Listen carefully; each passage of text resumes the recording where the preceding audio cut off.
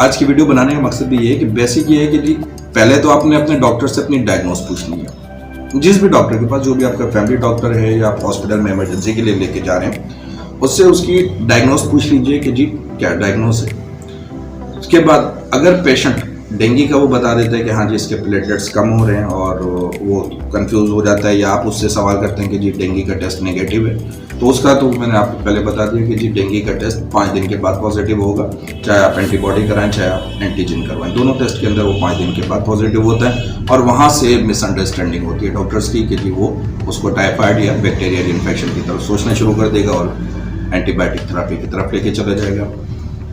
Viral infection में treatment की कोई नीड नहीं है, सिर्फ ऑब्जर्वेशन है। 9 डेज का टाइम पीरियड है, 7 डेज टू 9 डेज, ये 2 से 3 दिन होते हैं जो क्रूशियल होते हैं, जिसमें प्लेटलेट्स तेजी से ड्रॉप आउट होंगे, 40 से 25 तक चले जाएंगे। और बिलो 25 जाए तो उसमें भी आपने फोकस ये करना है कि जी ब्लीडिंग आपकी गम के थ्रू तो नहीं हो रही, यूरिन आपका रेड तो नहीं हो रहा, ऐसे कोई भी साइन आ रहे हैं तो फ़ौरन अपने डॉक्टर को इन्फॉर्म करें ताकि आपको प्लेटलेट्स की ट्रांसफ्यूजन हो सके और कॉम्प्लिकेशंस आगे ना हो। डाइट के अंदर जैसे पपीते का हमें बताया जाता है कि जी पपीते के पत्ते खाएं। अच्छा, अभी इसको केस को इसलिए ले रहा हूँ मैं डेंगू के हवाले से, लियारी, खुदा की बस्ती, सजानी सब डेंगू से भरे हुए हैं। पंजाब के अंदर कैजुअलिटीज शुरू हो चुकी हैं, हॉस्पिटल फुल है। सिंध के अंदर भी फोकस नहीं किए गए क्योंकि हम तो हमेशा देर से करते हैं ना, तो सिंध के अंदर भी केसेस इन एरियाज में हो गए। अब आहिस्ता आहिस्ता आपके इधर शहर की तरफ भी आना शुरू हो जाएगा डेंगू का केस। और ये तकरीबन पहला केस डेंगू का मैंने जो देखा था वो तकरीबन 7 या 8 अगस्त से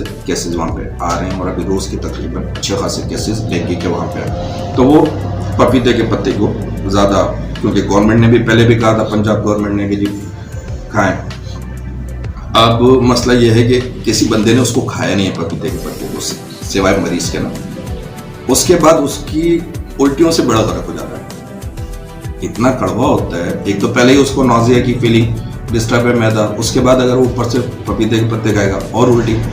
और इसके अंदर डेंगू के अंदर जो सबसे बड़ा मसला होता है कि जी ये जो उल्टी होती है, ये तो मैदा आपका पूरा ऑलरेडी डिस्टर्ब है।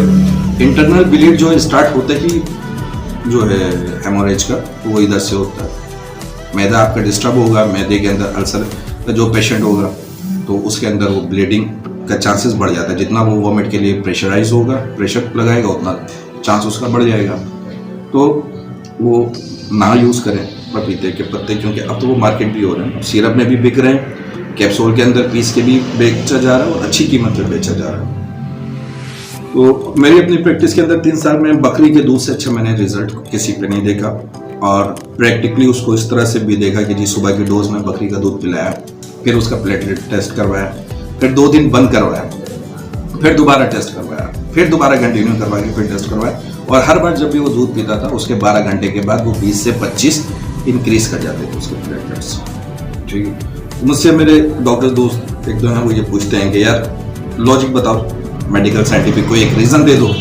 मुझे आप पपीते की कोई एक रीज़न दे दो, ठीक है, आप मुझे सना मक्खी की कोई एक रीज़न दे दो। ना आपके पास सना मक्खी की कोई रीज़न है, ना आपके पास पपीते की कोई रीज़न है। हाँ, सेब की और नींबू की हम मान सकते हैं कि जी उसमें विटामिन सी है तो वो आपका इम्यून सिस्टम को थोड़ा सा इन्हेंस कर देगा, लेकिन पपीते के पत्ते के अंदर ऐसा कुछ नहीं है। तो क्योंकि वो चीज़ें चल रही हैं, अब होता क्या है कि जी आप डेंगू के पेशेंट हो, आपका 7वां दिन है, आपकी तबीयत खराब हो रही है, 8वें और 9वें दिन के बाद आप रिकवर कर जाओगे।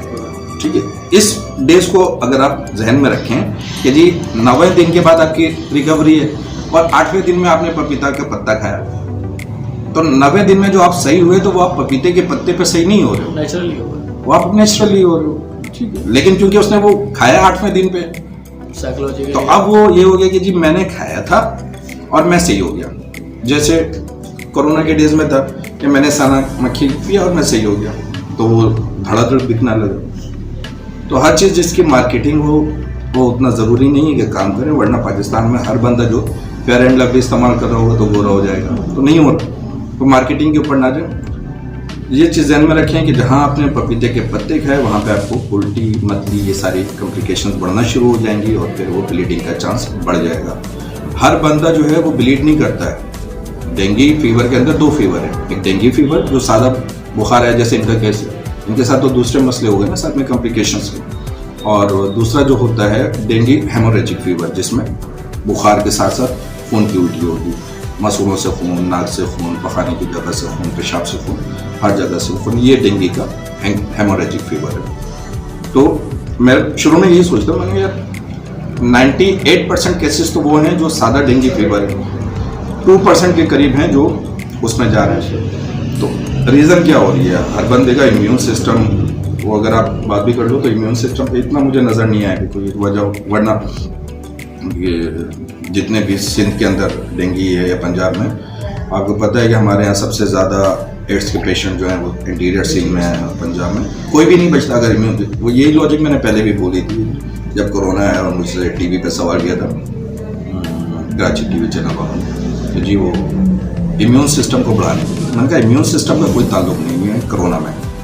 उसकी वजह यह है कि अगर इम्यून सिस्टम की वजह से कोरोना में पेशेंट मरते हैं तो पूरी दुनिया में इस टाइम पे आपको कोई भी एड्स का पेशेंट नहीं मिलता, सब, क्योंकि वो सबको लगा था सब। और एड्स के अंदर तो हम जानते हैं कि ऑल इम्यून सिस्टम जो डेफिशिएंसी, तो इसलिए इसके अंदर भी इम्यून का सिस्टम उतना काम नहीं कर रहा और वायरस है तो उसने अपने डेज को गुजारने हैं।